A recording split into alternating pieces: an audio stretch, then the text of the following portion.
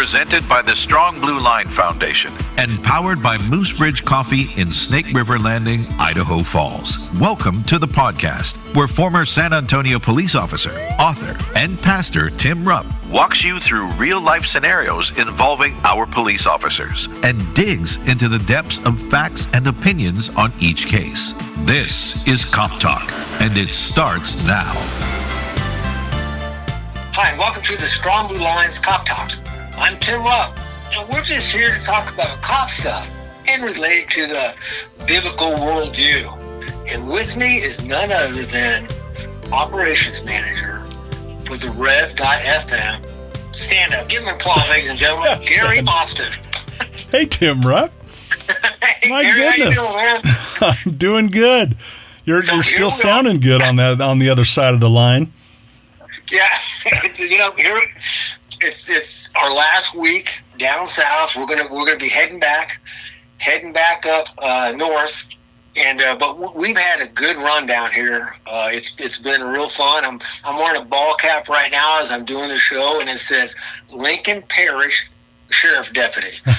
See, I'm an honorary Lincoln Parish Sheriff Deputy. How do you like that? I love it. That is fantastic. Yeah, we went down. We had a couple of times in Lincoln Parish, and those of you that know, Louisiana is the only state that has no counties. They're all parishes. Oh, so I didn't know that. It gives you the influence of the Catholic Church in Louisiana. Okay, yeah. Their counties are parishes. Their counties are not counties. So I'll be darned. So that's Lincoln really cool. Parish, yeah. Lincoln Parish, and we were in St. Tammany Parish about a week ago. Had a good time there, and also went to a church and did a church security seminar. So, and very wrapping cool. everything up in New Mexico. Okay, moving on, huh? Moving on, we'll be back home. Excited to get back home. We had a great trip and everything, but missed our home church, Water Springs. Missed our friends. Missed you, Gary Austin. Yes, Tim Rupp, you have been greatly missed. So I look forward to you and Sherry getting home. Okay, we look forward to getting back to and seeing everybody there. Hey, we're going to talk about police getting assaulted, not murdered, but getting assaulted and some of the responses. So it's gonna be. We got one or two interesting articles here we're gonna look at. Yeah, that'll be really good. Looking forward to that. But before we do that, we will honor the officers who have been killed in the line of duty on this date in history.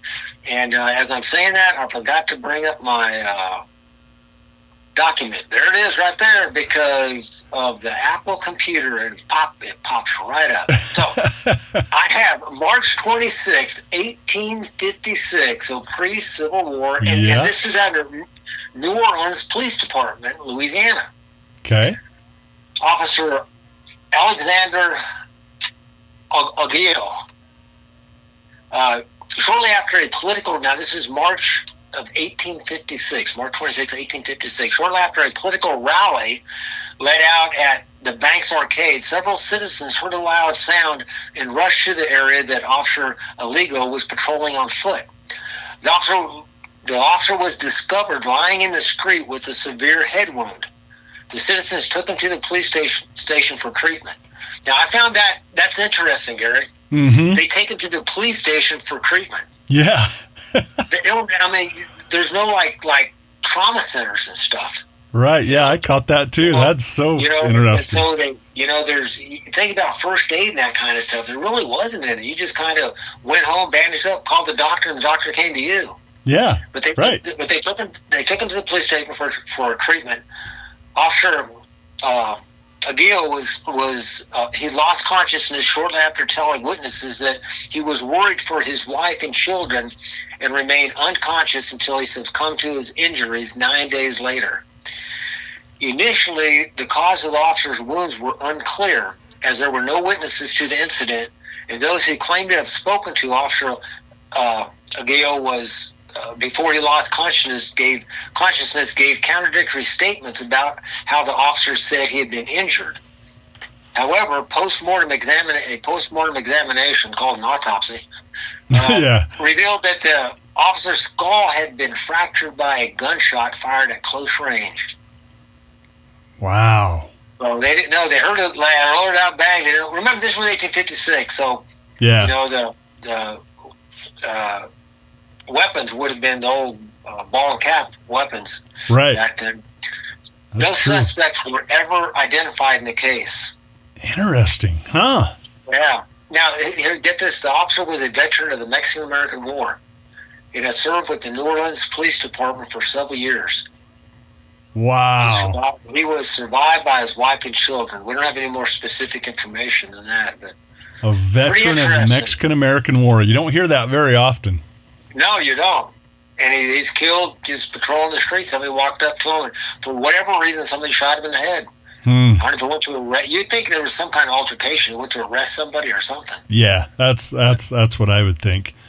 Yeah. But it's pretty telling, as we honor these officers, that this happened back then. I mean, we read a lot on, the Wild West or bar fights and things like that. But this, people are still doing that.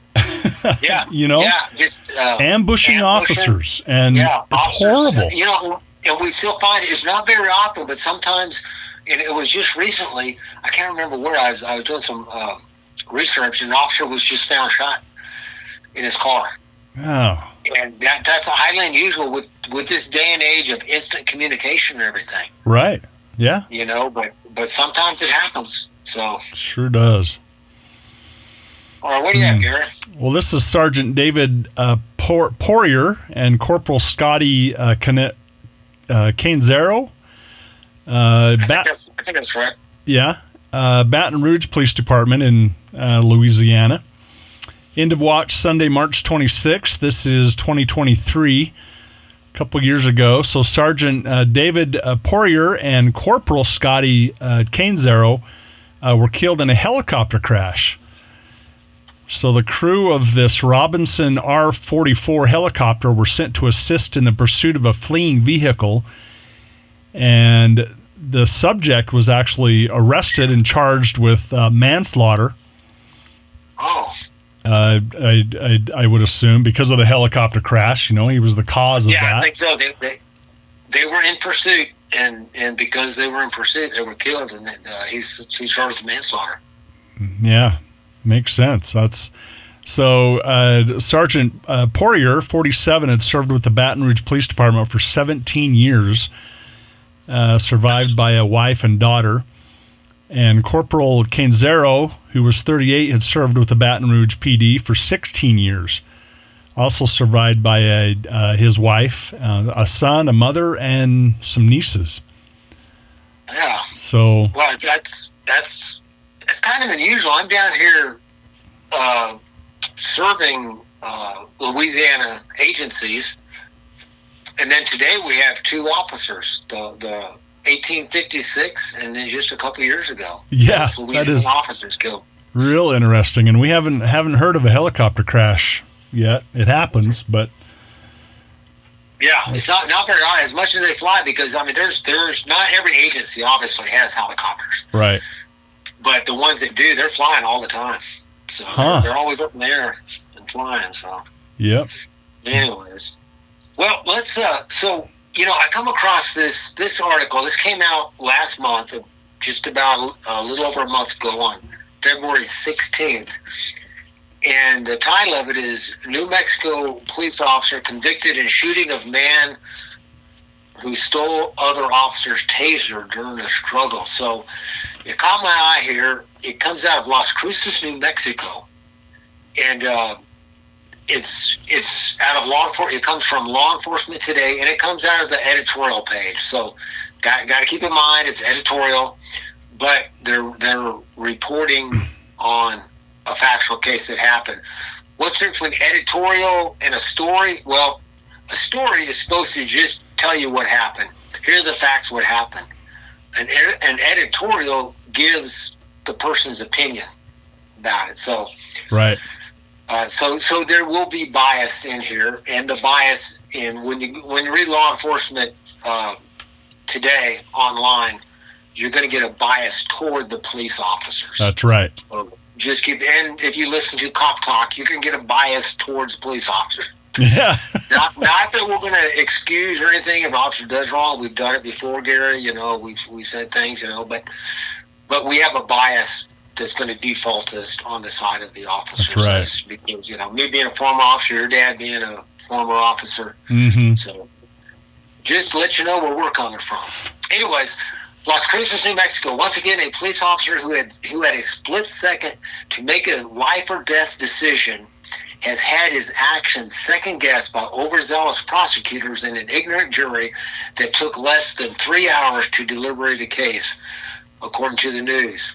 Now, former Las Cruces police officer Brad Lunsford was convicted of voluntary manslaughter for a 2022 shooting at a Las Cruces gas station.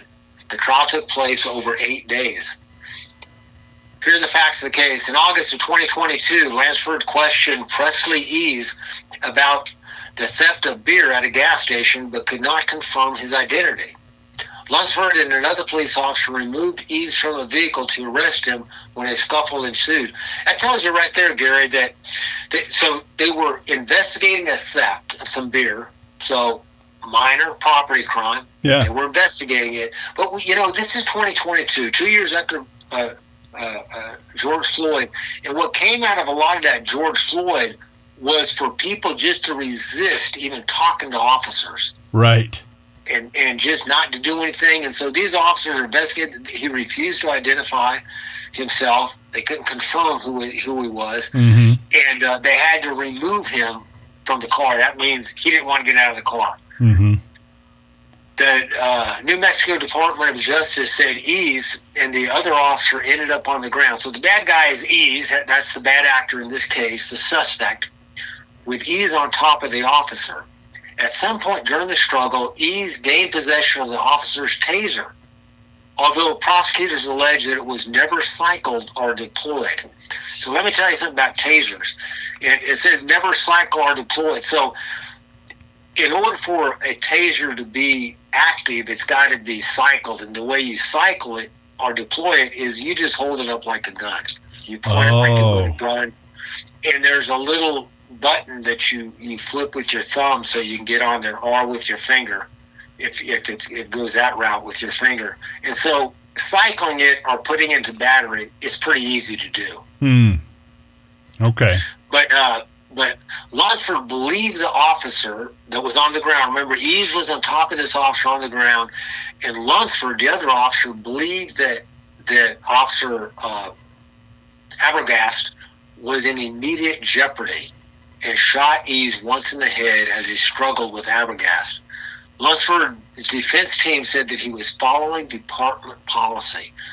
Okay, prosecutors argued that Lunsford should have used less lethal options, such as his own taser or his baton. Now, so what we've seen happen so far in this case, Gary, is two officers at a scene. They're investigating a theft. They try to identify this guy. They can't get identification on him. They ask him to come out. He refuses to come out. He's being uncooperative. They have to remove him from the car. The guy jumps one of the officers, goes down on top of him, and gets the taser from the officer. So, Gary, a lot of people think, well, he just had a taser. He can't hurt anybody with the taser. Well, tasers are less lethal force. It's not like shooting somebody with a gun. They're intended to stop somebody so the officer can stop somebody from attacking them or whatever and assaulting them, and so they can get them arrested, handcuffed. Mm-hmm. But the thing is if that guy turned the taser on the officer would lose consciousness, and then the officer's gun can be taken from him. Right. And so it's very important. And when I went through training, when we were allowed to carry tasers, we had to go through training, and we had to be tased, so we know what would happen to us if we got tased. And it's not a fun thing. You just go completely out. Wow. You just drop to the ground immediately, and you're out from anywhere from 3 to 4 to 5 to 7 or 8 seconds. So you think, well, that's not very long. That's long enough to disarm you and use your gun against you. Yes. Yep. So this was what Lunsford was up against, and he had to make that split-second decision. Mm-hmm. And then it talks more about the so why couldn't he use his taser or baton?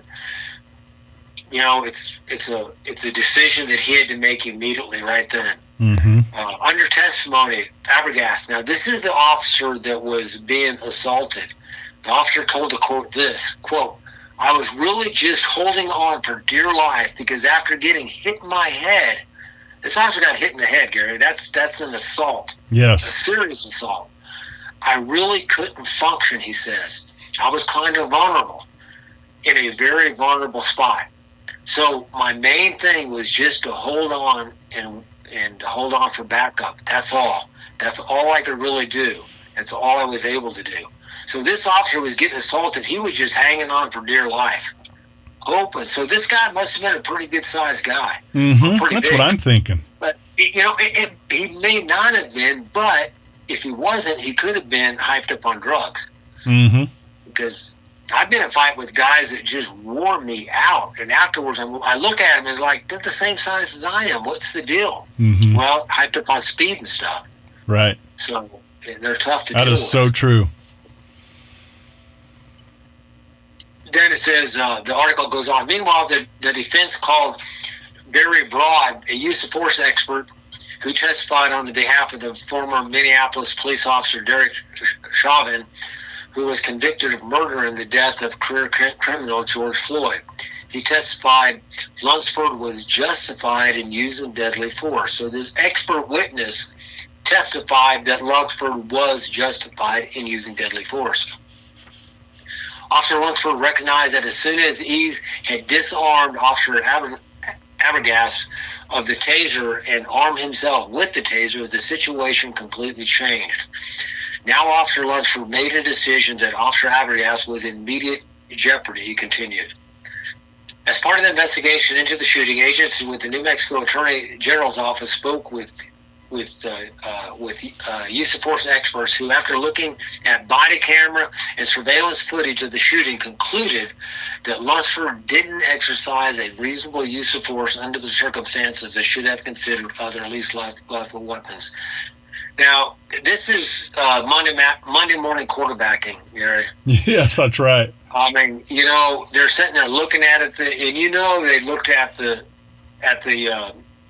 footage more than one time. And also, although it's videotape and you have videotape what's going on, you still don't have the whole picture. Nope. You know, you don't get the senses that the officer, you don't have all the information that the officer had.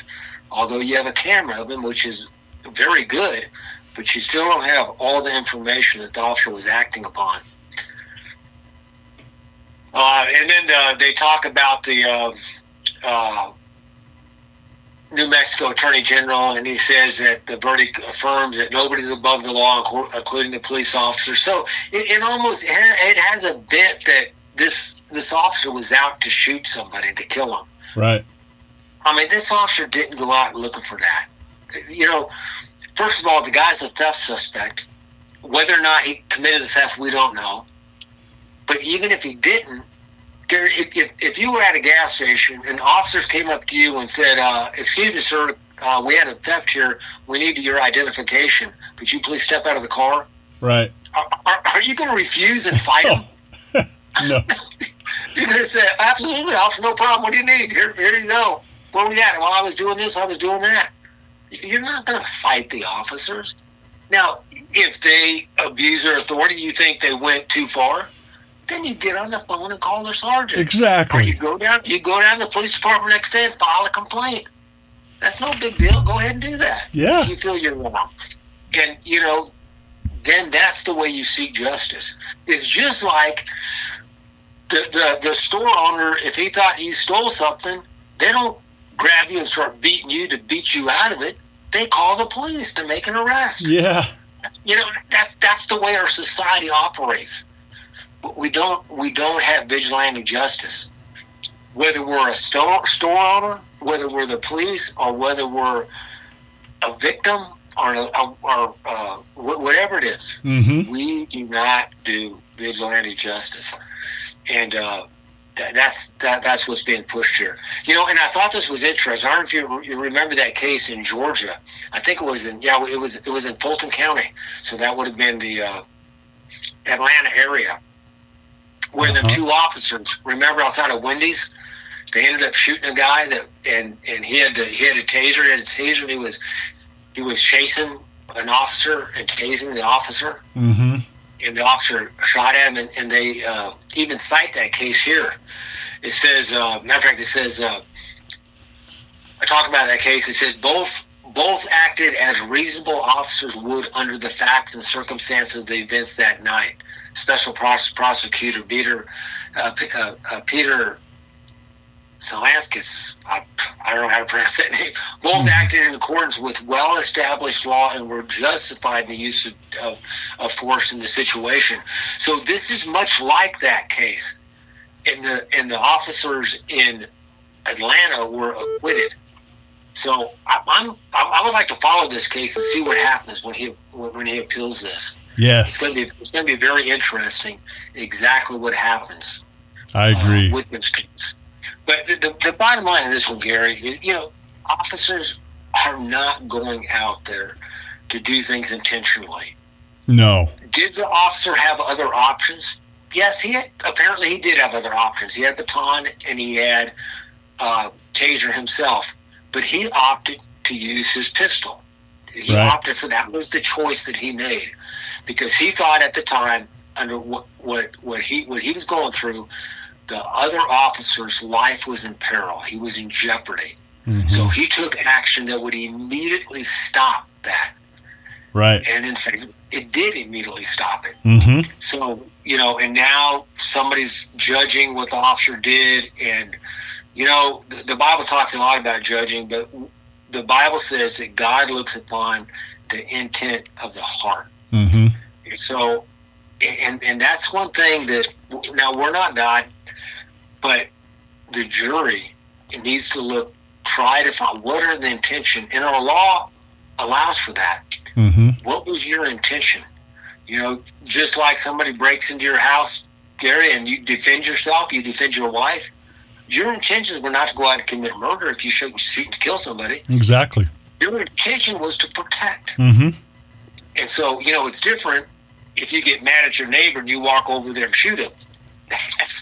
That's not intending to. That's malice. That's doing something with bad intentions. And it's called murder. So we need to think that, the officers were called to that location. They didn't show up on their own.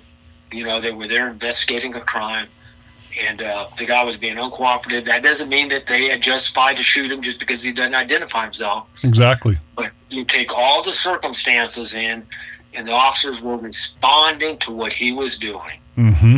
So I hope this gets that you get. We'll find out what happens to it. So yeah, we'll follow it. That'll be good. And Gary, we are out of time, my brother. That was so fast.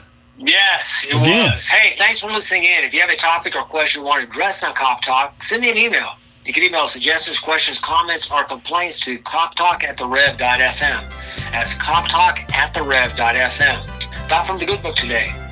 Doing wrong is like a joke to a fool, but wisdom is pleasure to a man of understanding. Thank you for joining us and helping to make the thin blue line a strong blue line.